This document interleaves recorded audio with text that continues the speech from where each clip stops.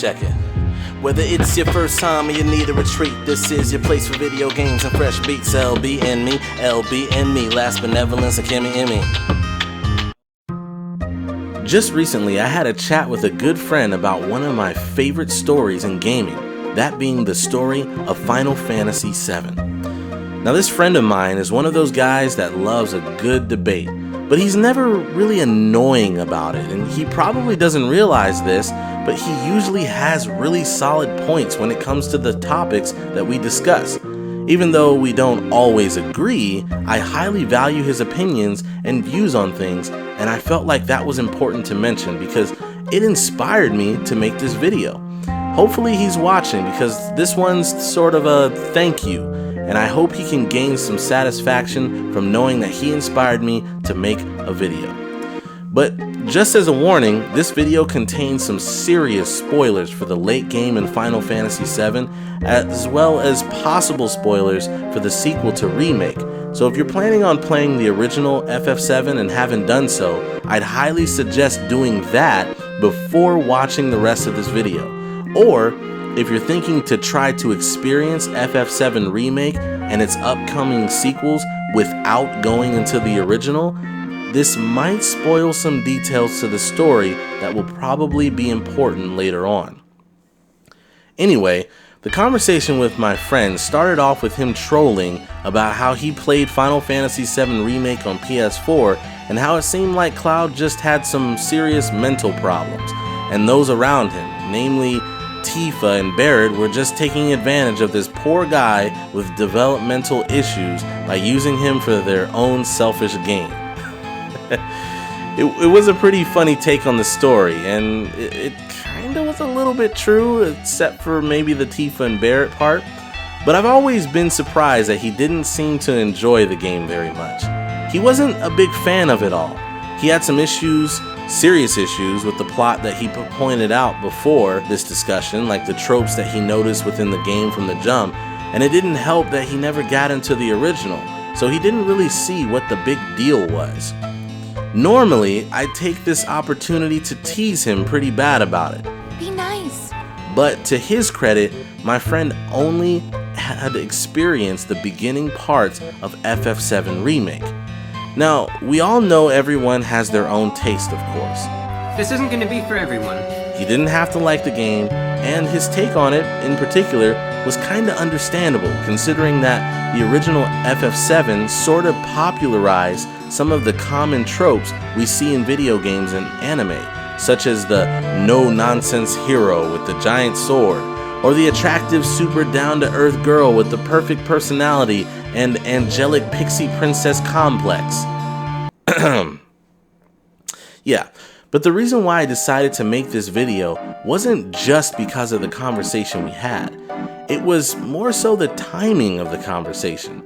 You see, if it hadn't been for the fact that Kimmy and I were speed running through the original FF7 just the week before, and I hadn't had a moment with the game like I did, the conversation probably wouldn't have inspired me to share this. And when I say I had a moment, man, there was a part in the game that had me crying, like bawling. And I never cry during movies or anime or even those Korean dramas that Kimmy and I watch together. Yeah, we all catch feelings when sad things happen, or whatever, because that's what they're written and directed to do. But I never get watery-eyed or anything like that. However, this time was different. It was bad. I had them big manly tears, like I was bawling and Kimmy was like consoling me. Those are manly tears! Yeah, it wasn't like a super ugly cry, like... Why are you crying?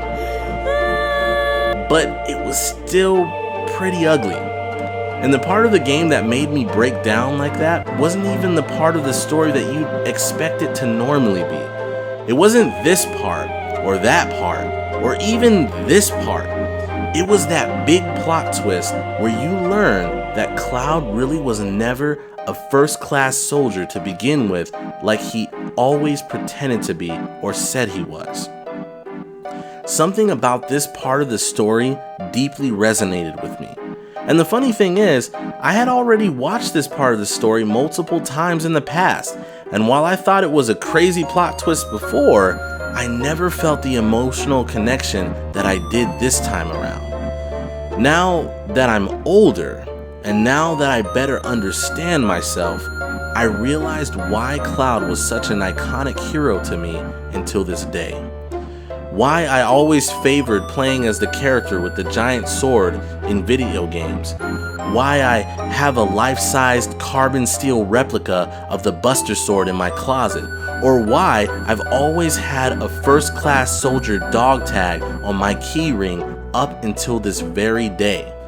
And all of this wasn't because Cloud was cool or because he was special. It was actually because he really wasn't.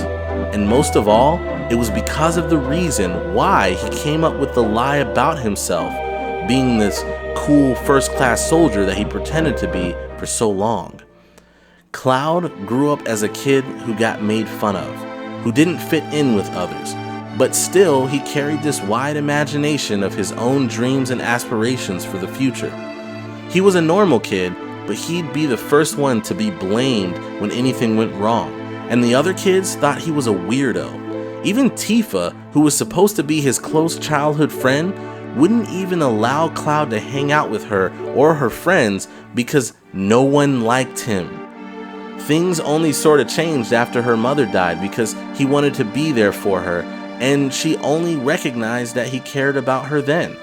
But she never really noticed Cloud or reciprocated any feelings for him until they spent one single night hanging out in the middle of town, and he told her of his dream to become a hero like the famed Sephiroth. She only liked him for what he could have become. The thing that the game does not tell you is that Cloud must have noticed this, because again, he really liked Tifa and wanted to be noticed by her, but she didn't like him in the same way up until that point.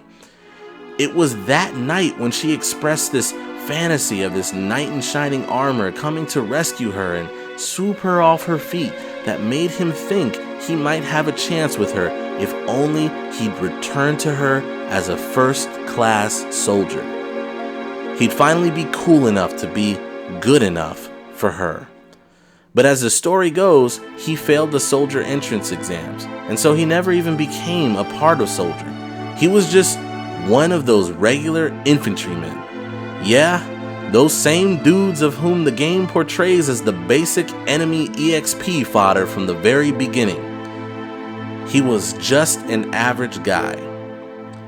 All up until the day that his childhood hero destroyed his town, killed almost everyone in it, hurt the girl he liked so much, and murdered his mother.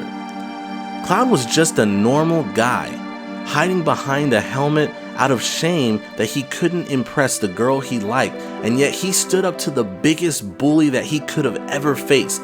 He stood up to what the world saw as a hero, the most powerful villain around, even though he was nothing more than the weakest guy there.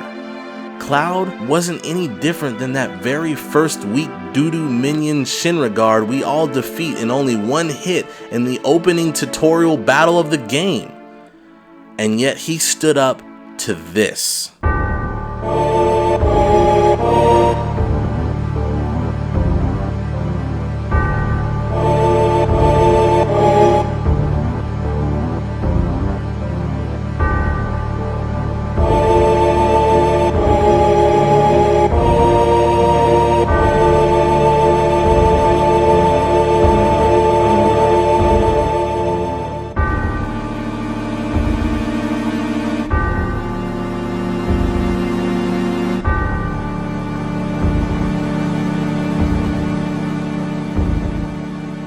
At that point where Cloud took off his helmet, it hit me so hard because he was a true hero who, in secret, not only stood up to the biggest monster around when nobody else was there to see him, but also kept his promise of being the knight in shining armor that Tifa always wanted him to be.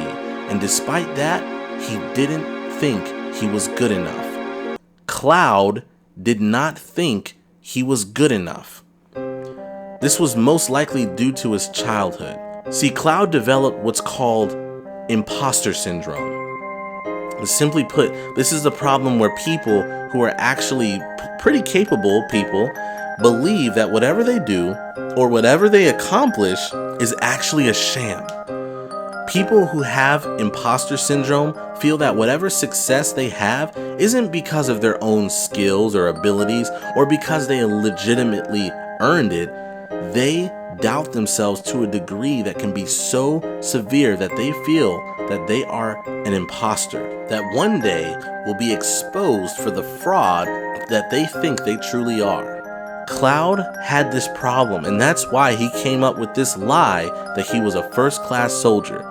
He didn't think he was a hero to Tifa like he actually was, and because he was experimented on for years, which led to him dealing with a severe case of Mako poisoning, he actually started to believe the lies that he made up.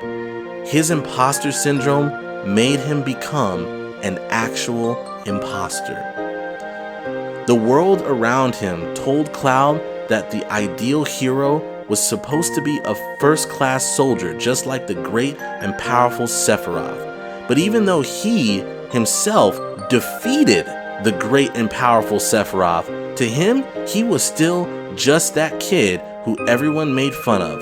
That little weirdo that would never amount to anything, just like everyone around him made him believe. And even though he had to deal with these intense, deep-seated doubts about himself, he was able to overcome all of these monumental obstacles that the cruel world that he lived in forced him to face. Cloud taking off that helmet in this scene represented all of that to me in just one single dramatic moment. And this is the reason why I couldn't stop from letting out them tears. I saw myself in Cloud because very much like him, I've had to face this world as an adult with imposter syndrome. Like, people don't even know, even those who are close to me, I never thought I was good enough for anything. If you ask me, everything I've ever accomplished and every success has always come with a very large and loud "however" statement to downplay whatever good I've done or earned to the point of it all just being a farce. I'm just an imposter to myself, and no one could ever convince me otherwise. This is why it's hard for me to share my work, whether it's my music, my game development, or even our videos with anyone, and probably why all that continues to go unnoticed. But I also feel that my work isn't really good enough either, so that's why no one cares. And probably if I shared it, others would make fun of me or say that it's all just crap and it's not as good as I think it is. No matter what logical reason someone, including myself, could come up with to contradict this, I'll always lean towards the point that I'm not good enough at what I do. Yeah, it stinks, and it's probably not true. However, and there it goes again, despite all this, I continue to push on because what I do is always going to be a part of me, and you never know who it will inspire to push and be better. Plus, there's no telling if I might make something out of what I do and can use it to pay my growing electric bill someday. But for now, I just keep doing what I do, hoping that one day I'll grow out of being that imposter that I always thought I was, just like Cloud.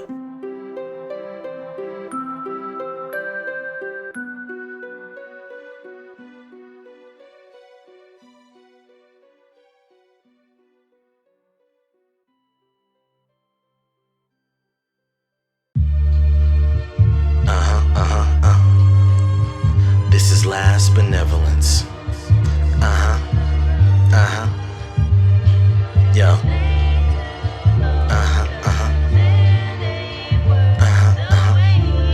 Check it. Yo. Check it. I don't write about things I don't experience. My name is LBn'Mie. I hope you don't forget me, kid. As I mature past the age of 25 and 6, I feel myself slipping from the crowd more than previous annual versions or editions of myself, reaching out to seek the kingdom rather than my own wealth. It's like I maxed out myself, feeling lovely in this chapter like I maxed out my health as well. But honestly, I don't feel like myself. If you want to agree, I guess you're right, I'm someone else.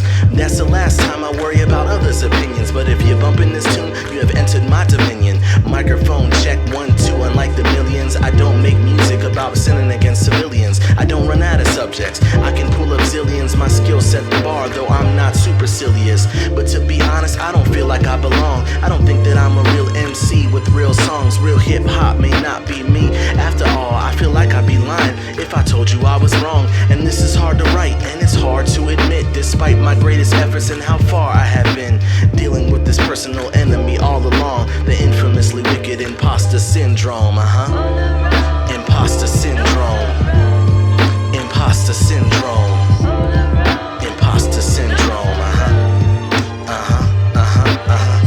The wicked imposter syndrome. The wicked imposter syndrome.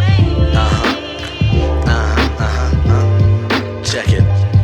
If you dig the video, the rhymes, or the beats, like, hit the bell, subscribe, and share with your peeps. We cannot monetize, even though our style is sweet, so join our Patreon so we can have food to eat. Can't forget to shout out the faithful supporters, my dude Protobussus or the homie Ben Romer. Can't forget Cloden and the first of our patrons, hailing from the west, it's DeMarque Davis. Oh, that's right, I'ma have to mention on this video I spit one verse if you were paying attention. I got 2 more for you if you're part of the crew. Only 4 of the patrons got the rest of the tune. We don't want to leave you out. If you like what you heard, bumping only a third of the track on YouTube, that's absurd. So catch my words, catch my drift, catch my rhymes. Become a patron now so you can bump this in your ride.